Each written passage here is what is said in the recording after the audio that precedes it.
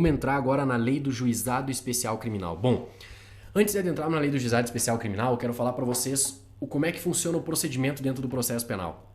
O procedimento dentro do processo penal, ele pode ser comum ou especial. Dentro do procedimento comum, nós temos o procedimento comum ordinário, sumário e o sumaríssimo. O sumaríssimo é a Lei do Juizado Especial Criminal. A Lei do Juizado Especial Criminal, ela veio para tutelar a microcriminalidade, diferente do que acontece, por exemplo, com a Lei de Lavagem de Capitais e a Lei de Organizações Criminosas, que veio para tutelar a macrocriminalidade, tá? Essa é a primeira premissa que nós temos que ter estabelecida para poder estudar a Lei do Juizado Especial Criminal. Vamos dar início à Lei 9.099 de 95. Olha só, pessoal. Primeira coisa, o artigo 62 da Lei do GCRIM nos diz o seguinte, ó. O processo perante o juizado especial orientar-se-á pelos critérios da oralidade, simplicidade, informalidade, economia processual e celeridade. Ou seja, quais são os critérios orientadores? Os critérios orientadores são exatamente esses que nós acabamos de falar. Oralidade, simplicidade, informalidade, economia processual e celeridade. A simplicidade, pessoal, ela foi adicionada ao artigo 62 recentemente, então eu acho que pode ser um ponto aqui que o examinador pode se voltar para fazer um questionamento para vocês, pedindo a integralidade do texto legal. Ele coloca lá a redação do artigo 62 e suprime a simplicidade. Se pegar um aluno que não está familiarizado com a letra da lei e não está familiarizado com as atualizações legislativas, vai acabar marcando e vai se esquecer que a simplicidade ela veio no ano de 2019, tá certo? Objetivando sempre que possível a reparação do dano sofrido pela vítima e a aplicação de pena não privativa de liberdade. Então, quais são os objetivos do Juizado Especial Criminal? Reparação de danos e aplicação de pena não privativa de liberdade, ó, objetivando reparação dos danos e aplicação de pena não privativa de liberdade, tá certo? Então, olha só, vamos dar prosseguimento aqui, ó. O que acontece? O artigo 61 ele traz a competência do Juizado Especial Criminal. Então, o que acontece? Consideram-se infrações penais de menor potencial ofensivo as contravenções penais e os crimes em que a lei comine pena máxima não superior a 2 anos, cumulado ou não com multa. O que acontece, pessoal? A Lei 9.099, a Lei do Juizado Especial Criminal, ela irradia por todo o ordenamento jurídico. O que eu estou querendo dizer com isso? Os efeitos da Lei do Juizado Especial Criminal irradiam para todas as infrações penais. E vou dar um exemplo para vocês. Se vocês pegarem o crime de ameaça, o crime de ameaça é uma infração penal de menor potencial ofensivo. Por quê? Porque prevê como pena máxima abstrata cominada ao tipo penal uma pena inferior a 2 anos, tá? Agora, o crime de furto simples do caput, artigo 155 do Código Penal, a pena é de reclusão de 1 a 4 anos e multa. O que acontece? O crime de furto não pode ser considerado um crime de menor potencial ofensivo. Por quê? Porque a pena máxima abstrata para esse crime é 4 anos, ou seja, procedimento comum ordinário do processo penal. Porém, a sua pena mínima é de 1 ano. Tendo pena mínima igual ou inferior a 1 ano, nós podemos aplicar o instituto do sursi processual, do artigo 89 da Lei 9.099, que a gente vai ver posteriormente. Mas isso é o que eu quero mostrar para vocês, que o quê? Que os institutos da Lei do Juizado Especial Criminal, eles se irradiam por todo o ordenamento jurídico, independente da natureza do crime, fazendo com que nós tenhamos que verificar a pena máxima ou mínima, levando em consideração as causas de aumento e diminuição, para poder saber se nós aplicamos o procedimento do Juizado Especial Criminal e também as suas benesses, a suspensão condicional do processo, a transação penal e a composição civil dos danos. Combinado? Vamos lá. Olha só. Aí eu deixei aqui um adendo para as súmulas que estão aqui embaixo, ó. Súmula 243 do STJ, o benefício da suspensão do processo, ou seja, do artigo 89 da Lei 9.099, ele não é aplicável em relação às infrações penais cometidas em concurso material, formal ou continuidade delitiva. Concurso material. Mais de uma conduta, o indivíduo pratica 2 ou mais crimes, idênticos ou não, idênticos homogêneos e diferentes heterogêneos. Concurso formal, mais de uma conduta, o indivíduo pratica mais de um crime. E a continuidade delitiva, mais de uma conduta, considera-se a primeira conduta continuidade delitiva dos seguintes. Isso é o artigo 69, 70 e 71 do Código Penal. Quando a pena mínima combinada, seja pelo somatório dos concursos, seja pela incidência da majorante no concurso formal, aqui no sistema da exasperação da pena, ultrapassar o limite de 1 ano. tá? E a súmula 723 do Supremo, que diz o seguinte: não se admite a suspensão condicional do processo por crime continuado. Crime continuado é o artigo 71 do Código Penal. Se a soma da pena mínima da infração mais grave com o aumento mínimo de 1/6 for superior a 1 ano. Tá certo? Vamos prosseguir então. Vamos lá, pessoal, uma questão sobre o Juizado Especial Criminal. Levando-se em consideração a Lei Federal 9.099, que dispõe sobre o Juizado Especial Criminal, assinale a alternativa incorreta. Pessoal, o que eu quero que vocês façam sempre que vocês visualizarem uma questão que fala sobre a incorreta? Eu quero que vocês marquem isso. Por quê? Porque o nosso cérebro está condicionado a buscar a questão errada. E no momento que a questão nos pede a alternativa incorreta, nós temos que saber que nós temos pelo menos 4 ou 3 assertivas corretas, a depender do número de alternativas que nós temos. E apenas uma estará incorreta, tá? Então treinem o cérebro de vocês. Toda vez que vocês visualizarem incorreta, marquem do lado a questão errada, para saber que pelo menos vão ter 3 ou 4 questões que vão vir certas para você. Que você tem que saber a matéria para poder identificar qual é que está incorreta, tá certo? Vamos lá, ó. Voltando. São infrações de menor potencial ofensivo todos os crimes cuja pena mínima combinada seja igual ou inferior a 1 ano. E aí, pessoal? Pessoal, isso aqui está errado. Por quê? Porque as infrações de menor potencial ofensivo são aquelas cuja pena máxima seja igual ou inferior a 2 anos. E não a pena mínima igual ou inferior a 1 ano. Então nós já achamos a questão incorreta, tá? A questão aqui, a resposta para o nosso teste de número 12 aqui é letra A. Vamos ver o que diz a letra B. O inquérito policial é dispensável para a denúncia. Beleza, o inquérito policial, uma das características do inquérito policial é a dispensabilidade, que pode ser oferecida com base no termo circunstanciado.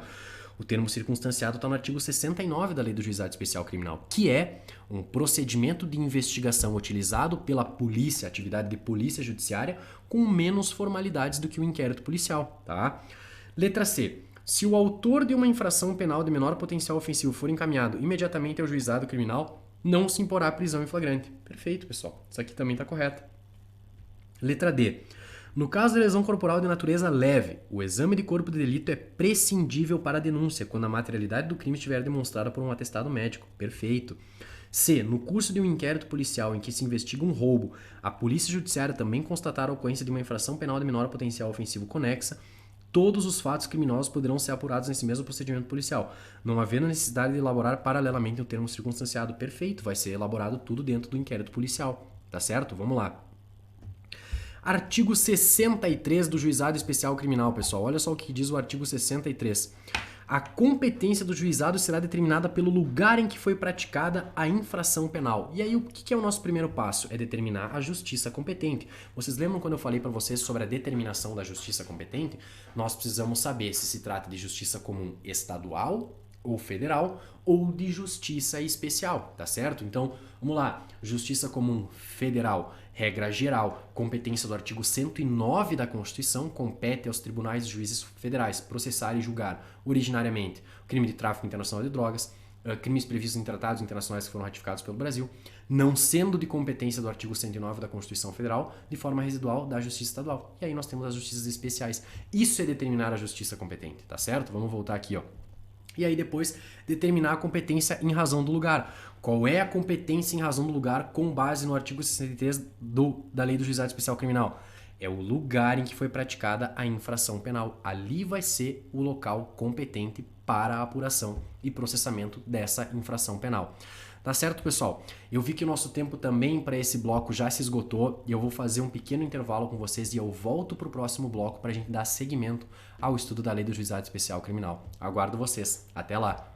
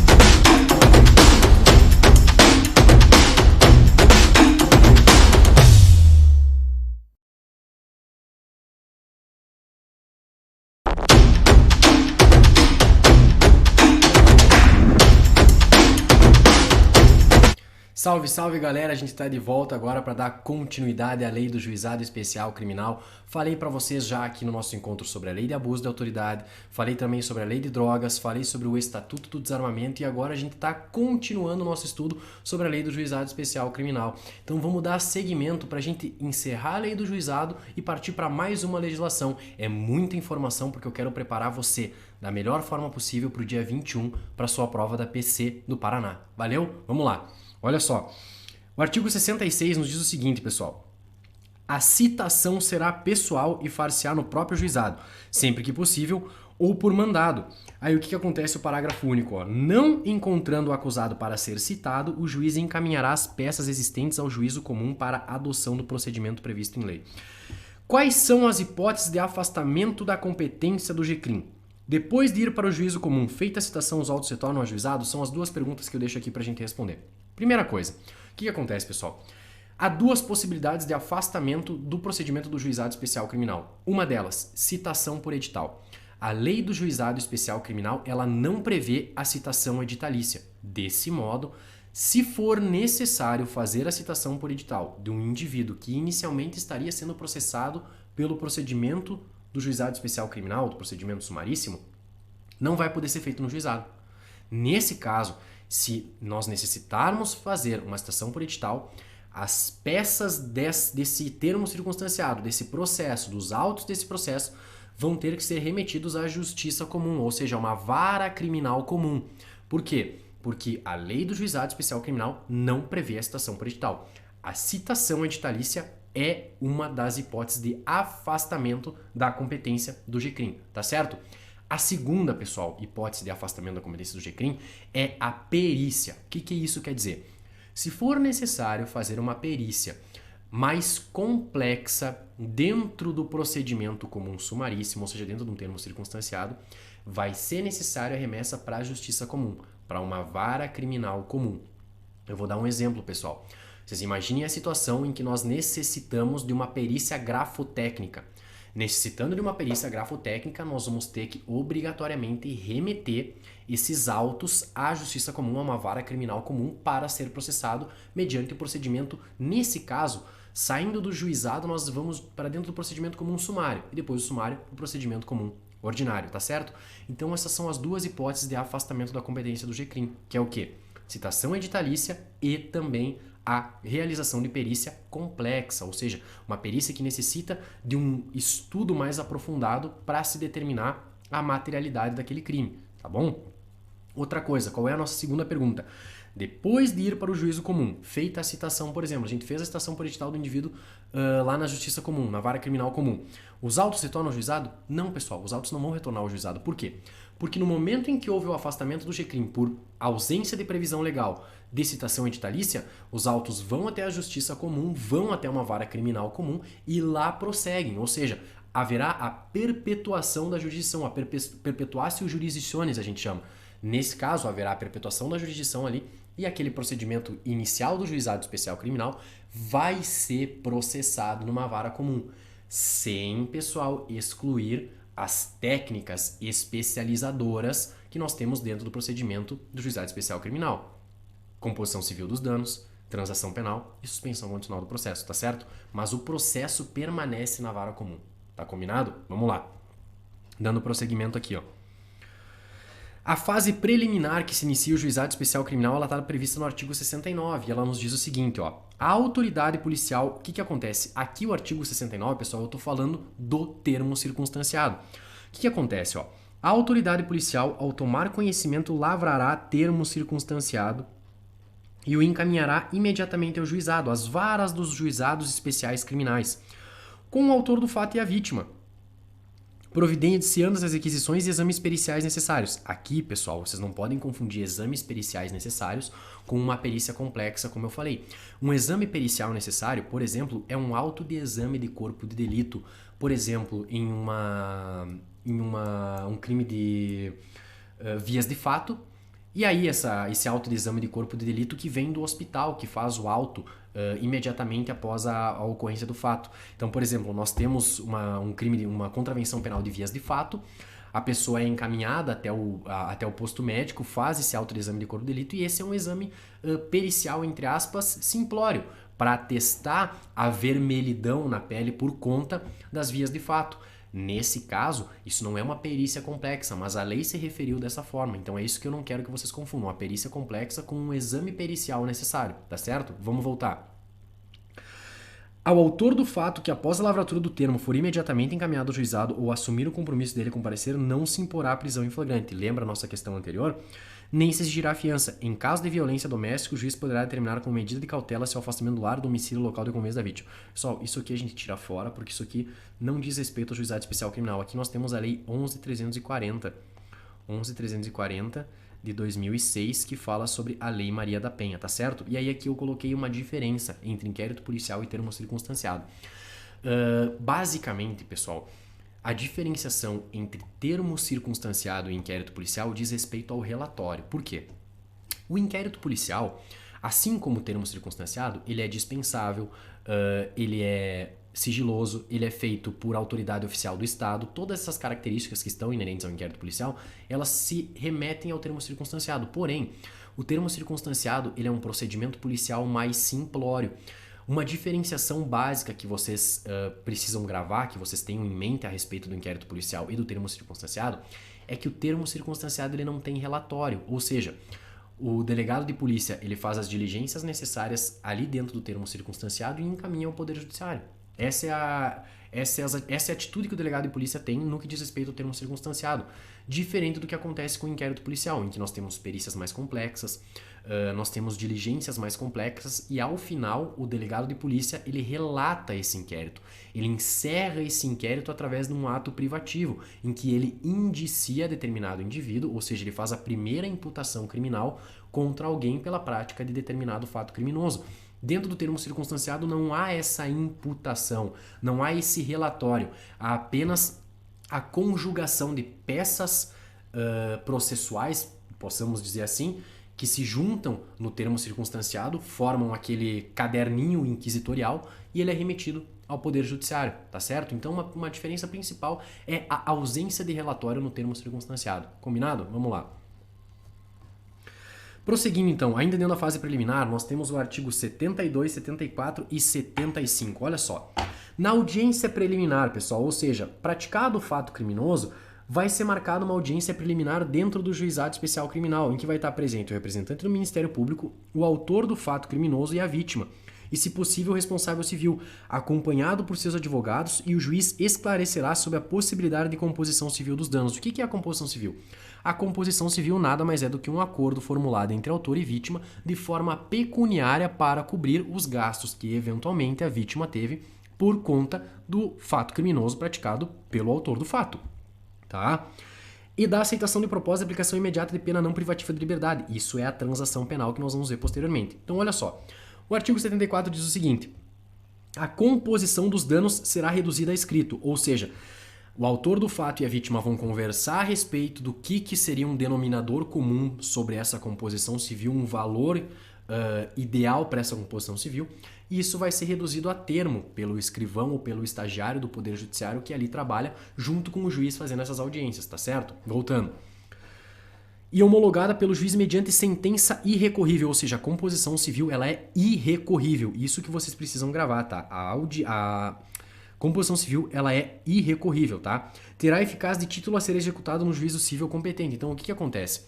Foi homologada a composição civil dos danos por sentença irrecorrível e o autor do fato não pagou a vítima. O autor do fato não cumpriu com aquela composição civil feita no âmbito do juizado especial criminal. O que vai acontecer? A vítima poderá pegar esse título executivo judicial emanado do Poder Judiciário e fazer uma execução civil direta, ou seja, ele vai poder promover um processo de execução contra o autor do fato para o pagamento daquela quantia, tá certo? Vamos prosseguir aqui, ó. Parágrafo único. Tratando-se de ação penal de iniciativa privada ou pública condicionada à representação, o acordo homologado acarreta a renúncia ao direito de queixa ou representação. E aí nós temos a extinção da punibilidade. O que acontece? Se nós pegarmos um crime de ameaça, por exemplo, o crime de ameaça é um crime que se processa mediante ação penal pública condicionada à representação. E o crime de injúria do artigo 140 do Código Penal é uma ação penal privada. Então suponhamos que o autor do fato comete contra a vítima uma ameaça e uma injúria, ou uma ou a outra, nós vamos ter dois tipos de ação penal. Ação penal privada e ação penal privada condicionada à representação. Havendo a composição civil dos danos dentro dessa audiência preliminar entre o autor do fato e a vítima, automaticamente a vítima, ao compor civilmente com o autor do fato, está renunciando ao seu direito de representação. E aí o que vai acontecer? Vai ser extinta a punibilidade por conta da ausência da condição de procedibilidade, que é a representação.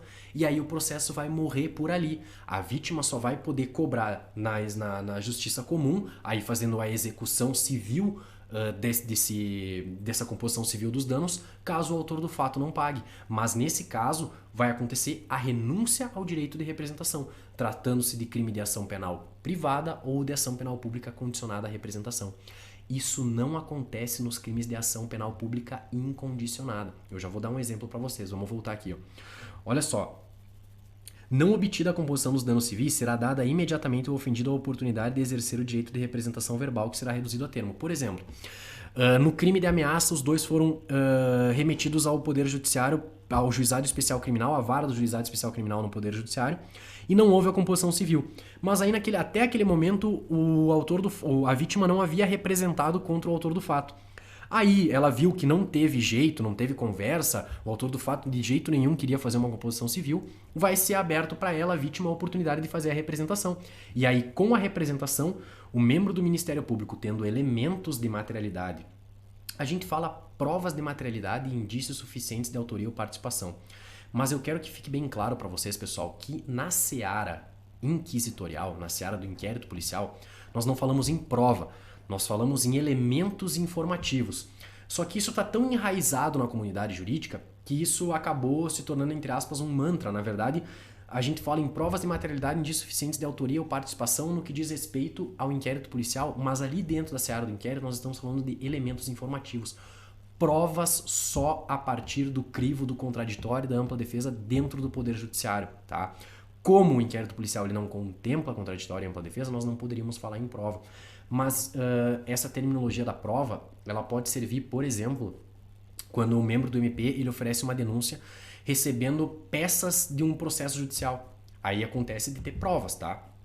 Mas na seara do inquérito policial a gente está falando de elementos informativos. Combinado? Vamos voltar. Aí ele vai fazer a representação e aí o membro do MP vai ter essa condição de procedibilidade. E o que vai acontecer? Ele tendo esses elementos informativos contra a ameaça praticada pelo autor do fato contra a vítima, no caso, ele vai poder oferecer denúncia pelo crime de ameaça. Mas antes ele vai ter que fazer a transação penal, caso o indivíduo tenha condições de receber a transação penal, a suspensão condicional do processo e, por último, a denúncia. Tá bom? Voltando, ó. O não oferecimento da representação na audiência preliminar não implica a decadência do direito de queixa, que poderá ser exercido dentro do prazo previsto em lei. Qual é o prazo previsto em lei? 38 do CPP. Lembram que eu falei a respeito disso também lá na Lei de Abuso da Autoridade? 6 meses, pessoal, tá bom?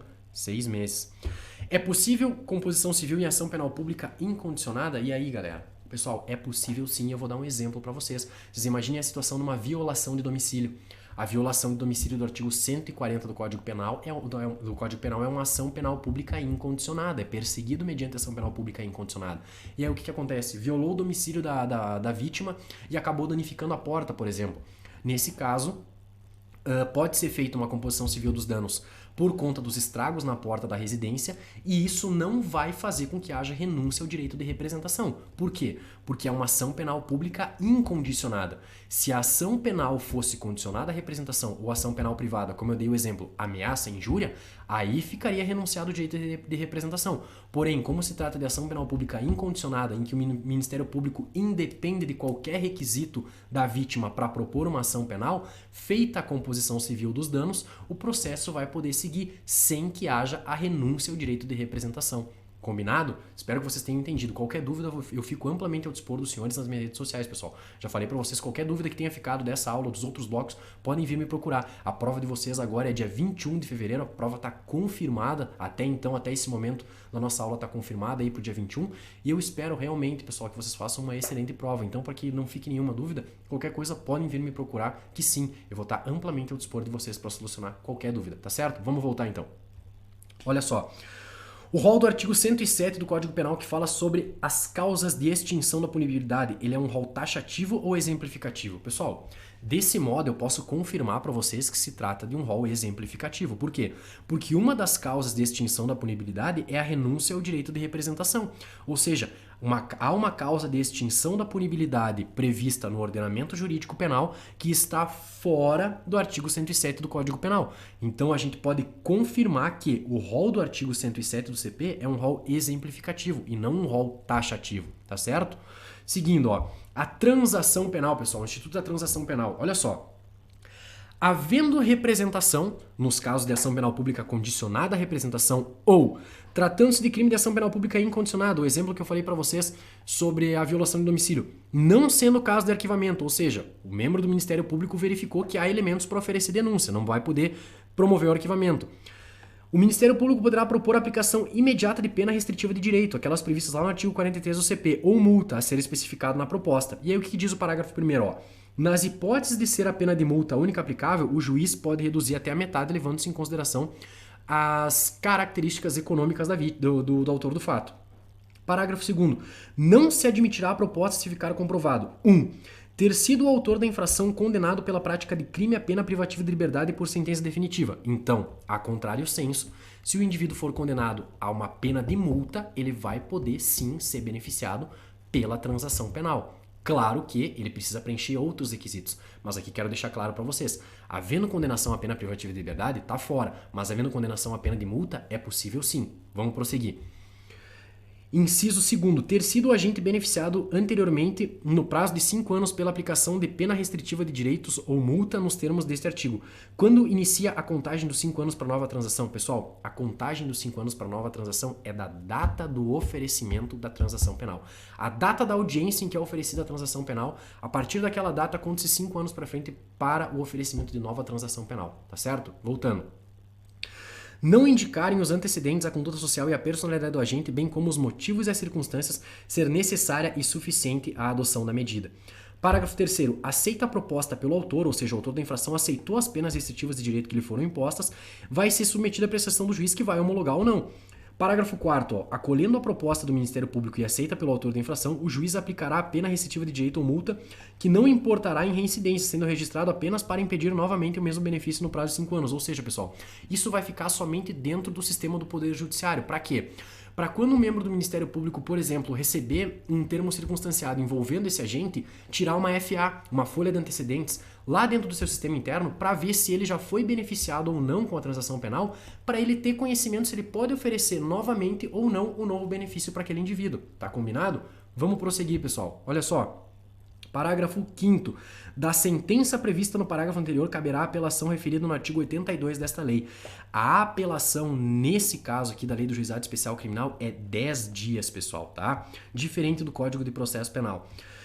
Parágrafo 6º. A imposição da sanção de que trata o parágrafo 4º deste artigo não constará de certidão de antecedentes criminais, salvo para os fins previstos nos mesmos dispositivos, e não terá efeitos civis, cabendo ao interessado propor a ação penal cabível no juízo civil. Olha o que diz a súmula vinculante número 35, pessoal, isso aqui tem que saber. Súmula vinculante tem que saber. A homologação da transação penal prevista no artigo 76 do CP não faz coisa julgada material, ou seja, descumpridas suas cláusulas, retoma-se a situação anterior, possibilitando ao MP a continuidade da persecução penal mediante o oferecimento de denúncia ou requisição de inquérito policial. O que isso quer dizer? Foi oferecida a transação penal para o indivíduo, tá? A transação penal ela não faz coisa julgada material, e aí o que vai acontecer? Ela só faz coisa julgada formal. Se o membro do Ministério Público ele verificar que o indivíduo ele não está cumprindo aquelas condições, que ele não está dando cumprimento às condições, ele pode fazer o quê? Ele pode fazer a rescisão daquelas medidas oferecidas na transação penal e aí prosseguir oferecendo denúncia. Claro que se o indivíduo fizer jus à suspensão condicional do processo, o membro do MP oferece o sursi. Se ele não tiver condições de receber o sursi processual, o membro do MP vai oferecer denúncia contra esse indivíduo pelo descumprimento da transação penal homologada na audiência. Combinado? Vamos seguir então. Olha só. Em caso de recusa do MP em oferecer transação penal, pode o juiz oferecer transação penal? Não, pessoal. Isso aqui ainda é o artigo 28 do Código de Processo Penal que eu falei para vocês, que a nova redação está suspensa. Porém, a sistemática de arquivamento do inquérito policial passa pelo artigo 28 do CPP, que nesse caso, se o membro do Ministério Público ele se recusar a oferecer a proposta, o juiz vai remeter os autos ao Procurador-Geral de Justiça. E aí o Procurador-Geral de Justiça vai fazer o quê? Ou ele vai oferecer a proposta de suspensão condicional do processo, ele vai designar outro membro do MP para atuar nesse processo, ou ele mesmo vai manter a decisão do promotor de justiça de primeiro grau em não oferecer o sursi processual, e aí o juiz fica obrigado a acolher esse parecer do PGJ, tá certo? Isso é o artigo 28 do CPP que ainda está vigendo. Porém, pessoal, eu não vou entrar aqui nessa matéria de direito processual penal, porque é algo que vai tomar bastante tempo nosso, e essa sistemática do artigo 28 do CPP, ela é importante. O problema é que ela ainda não está em vigor, porque eu falei para vocês que foi suspensa por conta de uma liminar do ministro Luiz Fux. Então, o novo artigo 28 do CPP, ele está suspenso. Ainda está vigendo isso que eu acabei de explicar para vocês, tá? Mas o estudo do artigo 28 do CPP é objeto para uma outra aula, porque é uma matéria importante. E para nós não fazermos essa mistura aqui, eu não deixar uma informação quebrada, a gente pode em outro encontro de processo penal aí tratar sobre isso sem problema nenhum, tá certo? Vamos lá, vamos dar seguimento. Do procedimento sumaríssimo, como é que funciona o procedimento dentro do Juizado Especial Criminal? Olha só. Artigo 77. Na ação de iniciativa pública, quando não houver aplicação de pena pela ausência do autor do fato ou pela não ocorrência das hipóteses previstas no artigo 76, que é da transação penal, o Ministério Público oferecerá ao juiz de imediato denúncia oral, ou seja, vige o princípio da oralidade. Vocês lembram? Se não houver necessidade de diligências imprescindíveis. Parágrafo 1º. Para o oferecimento da denúncia, que se elaborará com base no termo de ocorrência, ou seja, é o termo circunstanciado lá do artigo 69, com a dispensa do inquérito policial, prescindir-se-á do exame de corpo de delito quando a materialidade do crime estiver aferida por boletim médico ou prova equivalente. Viram só, pessoal? Essa é aquela perícia necessária, mas que não é a perícia complexa. Parágrafo 2º. Se a complexidade e as circunstâncias do caso não permitirem a formulação da denúncia, o Ministério Público poderá requerer ao juiz o encaminhamento das peças existentes na forma do parágrafo único do artigo 66, ou seja, a perícia complexa, uma das hipóteses de afastamento da lei do Juizado Especial Criminal. Tá? Parágrafo 3º. Na ação penal de iniciativa do ofendido poderá ser oferecida queixa oral, cabendo ao juiz verificar se a complexidade e as circunstâncias do caso determinam a adoção das providências previstas no parágrafo único. Artigo 78. Oferecida a denúncia ou queixa será reduzida a termo. Por quê? Porque ele ofereceu oralmente. Vai entregar a cópia ao acusado na audiência que vai sair dali já citado. Cientificado do dia designado da audiência de instrução, debate e julgamento, na qual tomarão ciência o MP, o ofendido, o responsável civil e seus advogados. Parágrafo 1º. Se o acusado não estiver presente, será citado na forma do artigo 66 e 68 desta lei, certificado da data da audiência de instrução e julgamento, devendo ele trazer suas testemunhas a apresentar requerimento para intimação no mínimo de 5 antes da sua realização. Olha só, pessoal. Artigo 81. Aberta a audiência será dada a palavra ao defensor para responder à acusação, tá? Ou seja, foi aberta a audiência, já teve denúncia, o indivíduo já foi citado, o defensor vai poder responder essa acusação de forma oral. E aí o juiz vai ver se recebe ou não a denúncia, ou a queixa, havendo recebimento, serão ouvidas as vítimas e as testemunhas, interrogando a seguir o acusado, se presente, se passando imediatamente aos debates orais e a aprovação da sentença. Então, o que vocês podem perceber aqui? É que dentro do Juizado Especial Criminal, tudo é mais simplificado, prioriza-se a economia processual, a celeridade e a oralidade. Todos aqueles princípios informativos do artigo 61 da Lei do Juizado Especial Criminal. Tá certo? Vamos prosseguir aqui, ó. Dando seguimento. Artigo 89, pessoal, parte importantíssima aqui sobre o sursi processual, tá certo? Vamos lá, então, ó.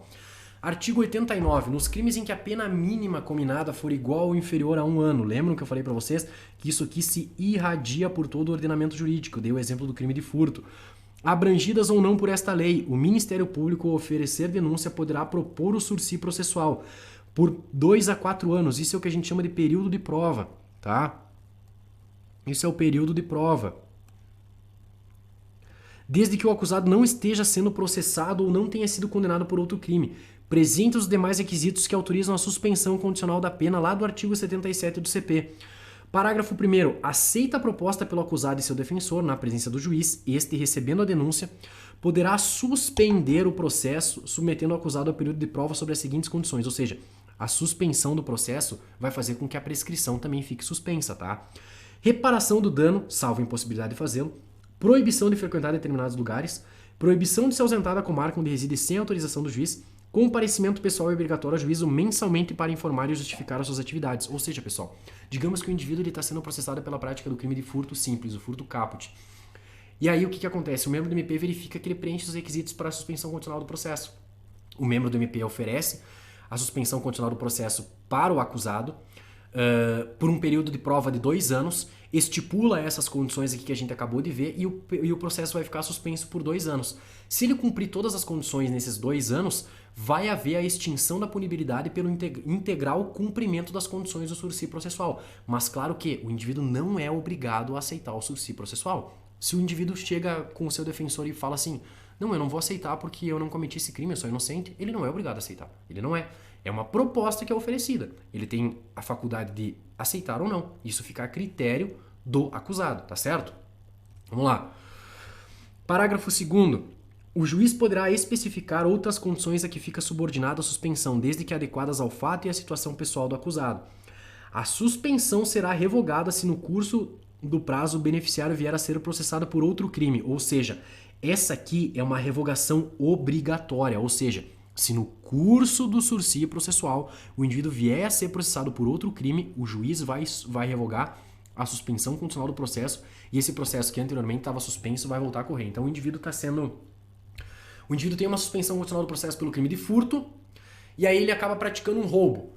Esse roubo é um crime muito mais grave que o furto, obrigatoriamente vai fazer com que o juiz tenha que revogar a suspensão condicional do processo dele. E aí o que vai acontecer? Esse furto que anteriormente estava suspenso vai voltar a correr. E aí ele pode ser condenado pelo roubo e ser condenado pelo furto, caso ele seja culpado nos dois casos, entenderam? Um processo que antes estava suspenso vai voltar a correr. Essa é a revogação obrigatória, quando ele pratica crime. A revogação facultativa é quando ele pratica contravenção penal. Então o indivíduo tem um furto suspenso por sursi processual e pratica uma vias de fato. Essas vias de fato são uma contravenção penal. Aí o juiz decide se é o caso de revogar ou não a suspensão condicional do processo, tá certo? Olha só, vamos voltar lá que eu vou mostrar para vocês. A suspensão poderá ser revogada se o acusado vier a ser processado por contravenção ou descumprir qualquer outra condição imposta. Expirado o prazo sem revogação, o juiz declarará extinta a punibilidade pelo cumprimento das condições. Não correrá a prescrição durante o prazo de suspensão do processo, uma das causas suspensivas da prescrição. Se o acusado não aceitar a proposta neste artigo, o processo prosseguirá em seus ulteriores termos, que é o que eu falei. Aí, nesse caso, o indivíduo vai ser citado para responder a acusação e o processo segue. Súmula 696 do STF. Reunidos os pressupostos permissivos do sursis, se recusando o promotor em propô-lo, o juiz dissentindo aplicará o artigo 28 do CPP, que é o que eu falei, remete ao Procurador-Geral de Justiça. É cabível a suspensão condicional do processo na desclassificação e na procedência parcial da pretensão punitiva. O que acontece, pessoal? Vou dar um exemplo para vocês. Na desclassificação, tá? Digamos que o indivíduo está sendo acusado pelo crime de falsidade ideológica, tá? Artigo 299 do Código Penal. Falsidade ideológica, e aí durante o processo se verifica que ele não cometeu falsidade ideológica, se verifica que ele cometeu estelionato, artigo 171 do Código Penal. Nesse caso, se chegar lá na sentença e houver a desclassificação desse crime, o juiz pode aplicar a suspensão condicional do processo. Nesse caso, o membro do MP vai ser aberto vista, ou seja, o juiz vai entregar o processo ao membro do Ministério Público e vai dizer o seguinte, olha, não é falsidade ideológica, trata-se de crime de estelionato. Vê se é o caso de apresentar a proposta de suspensão condicional do processo. Aí o promotor vai pegar os autos, vai olhar e vai ver. Não, é o caso de suspensão condicional do processo? Vamos oferecer. Por quê?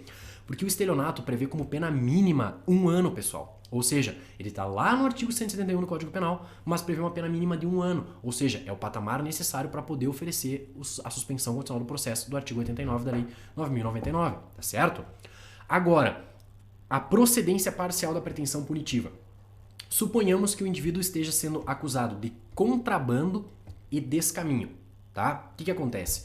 Nesse caso, o contrabando, por si só, ele já não vai poder fazer com que haja a incidência da suspensão condicional do processo, e nem o descaminho. Porque a gente vai pegar aqui um concurso entre os dois crimes, tá? Nesse caso, a pena mínima supera 1 ano. Porém, se ele for absolvido pelo contrabando e for condenado apenas pelo descaminho, o descaminho prevê uma pena suficiente para se aplicar a suspensão condicional do processo. Aí o que aconteceu? Houve uma procedência parcial. Ele foi absolvido pelo contrabando e foi condenado pelo descaminho. Aí nesse caso o que acontece? Mesma coisa. Abre-se vista ao promotor de justiça. Ele analisa, vê se é o caso e aí oferece a proposta de suspensão condicional do processo. Tá certo? Vamos lá, pessoal. Aí como é que fica o procedimento do juizado especial criminal? Eu fiz aqui um fluxograma, pessoal, para ficar fácil de entendimento. Olha só. Do termo circunstanciado, nós vamos para a audiência preliminar. Dentro dessa audiência preliminar, nós temos a composição civil do artigo 72, a transação penal e o sursi processual. Não ocorrendo nenhuma dessas aqui, a gente vem para a denúncia oral. Da denúncia oral a gente vai ter audiência de instrução, debates e julgamento, nós temos a rejeição ou recebimento da denúncia. Por quê? Porque o indivíduo vai ter que responder oralmente através do seu defensor. Então o que acontece? Oferecida a denúncia, abre-se a audiência. Na audiência, o acusado vai ter a oportunidade, através do seu defensor, de apresentar a sua defesa oral. E aí o juiz vê se recebe ou não. Se receber, segue com a audiência. Se rejeitar, apelação do artigo 82. A sentença dispensa relatório por conta do artigo 58 da Lei do Juizado Especial Criminal.